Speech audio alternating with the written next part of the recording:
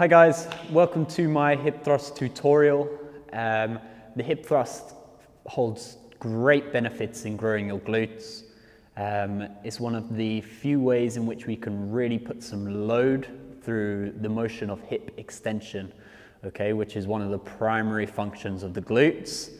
And of course, applying progressive overload or mechanical tension, okay, basically getting stronger, is going to be our main way of actually causing hypertrophy, okay? So what we're going to do to start off with, the setup. So the setup is actually one of the hardest parts about this movement and one of the main drawbacks to it, in fact. So if you are going to be using a barbell, you're going to start from a seated position, okay? So you're going to be out flat like this. You'll have the barbell just above your toes, okay? You'll probably roll the barbell towards yourself, hip pad on the hip, and you'll be seated here, okay? You want to make sure there's something behind you to prevent this happening, okay? You need this bench to be in a nice, stable position so that it doesn't roll back. And for me, first thing I'm going to do is put my elbows on the bench, and I'm going to sort of hoist myself up. Okay, this is a really uncomfortable bit. So imagine I've got a barbell on my lap, I'm going to hoist myself up, barbell's rocking all over the place, okay, and I'm kind of not on the portion of my back I even want to be yet. So I'm going to wiggle myself up, find where the most comfortable part of my back to be in, is, and okay, I've set my back. So my back is the first bit I want to get set. From there, I'm just going to walk my feet back, get my feet in the stable position, okay? So at the top of the movement, I want my hips to be parallel to the floor, okay? So I want to be driving through my heels here, and I want my hips to be parallel to the floor. So that's going to be kind of dictates where your foot positioning is. So if you're out here, it's pretty hard to get the hips up and you're going to get much more hamstring. Bring it in here, you're going to be able to get hips right up, get full hip extension, and back down, okay? Common mistakes. The main one is going to be arching the lower back, okay? Our back needs to stay dead straight the whole way throughout the movement. So even in this bottom position, I need my chin tucked, okay? And I need my back to be straight. My chin stays looking down my body the whole time. I'm holding onto the bar, looking down my body. I've got full extension, but I've got no arch, okay? I'm not leaning back like this. My chin's staying tucked. I'm looking down the body, squeeze, back down, okay?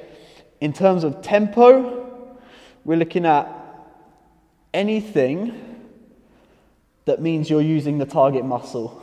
So we want to take as much load from gravity as possible, and by doing that, placing more emphasis on our glutes, okay? So if that means for you in particular going super slow, then we're going super slow. However, I think for most people, we're looking at sort of 2 seconds on the way down, 2 seconds on the way up. What I don't want to see is kind of yanking it up and your hips aren't fully extended.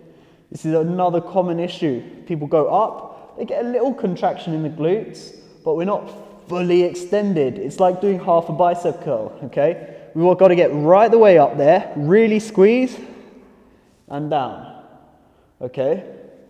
So that's kind of the hip extension part of it covered. Now let's look at the second function of the glutes, or the second primary function of the glutes, which is going to be hip abduction. So what that means is basically driving the knees out away from the hip. So a common thing, again, for most people is having very straight or even a slight caving in of the knees. So what we want is to avoid that and to push our knees out the whole time, okay? It's not two motion, so it's not coming up and going out like so. It's not up, out, okay?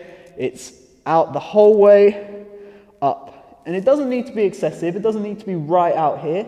Although that's going to get a little bit more of a contraction on the glutes, we're looking at load here, okay? So we've got to weigh up the benefit of good contraction and good amount of weight on the bar. So you're going to have the knees driving out. As long as they're not caving in, we're in a good spot. So knees constantly out, constantly out, constantly out. Even as I'm going down, I'm consciously thinking, knees out, knees out, knees out, okay? If you find you struggle with this, a good way to sort of combat not feeling your glutes or your knees caving in is to get yourself a band, okay? You might have seen the rubber sort of latex bands. They're a little bit thinner. I usually recommend a fabric band just due to its durability. I just find it a lot more user-friendly, okay? So with this, there's many ways you can band things up, but with this, I tend to like to go just above the knee.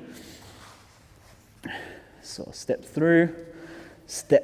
Okay, we're going just above the knee. This band itself is actually quite a strong one. It's from mobilitytools.co.uk. I know you can get some other fabric bands from Strength Shop, another UK site, and I think Slingshot do them in the US, okay? So with that band, just above the knee, it gives us this stimulus and it's cueing us to push our knees out, okay? So now we've got resistance coming inwards, and with the bar, we've also got resistance coming down, okay? Now we're getting a significantly more intense contraction. So I don't really see, if you are trying to target your glutes, I don't really see why you wouldn't do it without a band, or with a band, sorry. I'd always suggest doing it with a band. It's just gonna improve the contraction tenfold and really put it on the glutes and less on the hamstrings, okay? So you might be able to lift a little bit less, but in this instance, it's definitely worth it. So it's going to be here, up, full extension. I'm looking down my body, squeezing my glutes. My knees are still out. I've not rested and let them cave in, okay? I can feel a big difference in the contraction when I do. Hips are right up, squeezing, slowly down, and again, my knees are still driving out. Body's flat, up again, squeeze, and down, okay? I think I've covered everything there, guys. If I haven't, or if you have any questions, please do just leave them down below. So what I'd recommend personally is go for 3 to 4 sets of those at the beginning of your main glute-based leg day, okay? So the main day where you're really trying to put focus on the glutes, you might want to start with this one, or if you just want to do body weight, you might want to end with it, okay? Because it's really going to kill you off. Even just doing body weight, it's down to you to make that contraction hurt, but it's really, really possible. Like if I did that set, I would be able to finish myself in 15 reps, okay? It's down to you making sure you contract that muscle hard at the top. And yeah, that's all there is to it. So guys, key points, full hip extension, okay? So make sure we are at parallel. Make sure those knees are driving out the whole time, out, out, out. That's gonna get you a much better contraction on the glutes. Make sure we're going right the way down, so getting full range of motion again, same point, but making sure we're getting good, solid contraction on the glutes. And if you are trying to target the glutes more than the hammies, for sure, get yourself a band on there. And just don't increase the weight until you're ready. Really earn your progression. Make sure your contractions are really good until you up the weight, because there's no point in throwing it up and saying I can hip thrust 100 kg or 225 pounds when it's not going to grow your glutes. What's the point? You know? Anyway, I hope you guys enjoyed this video. If you'd like to see more like this, please just drop a comment or DM me or let me know. Thanks a lot, guys.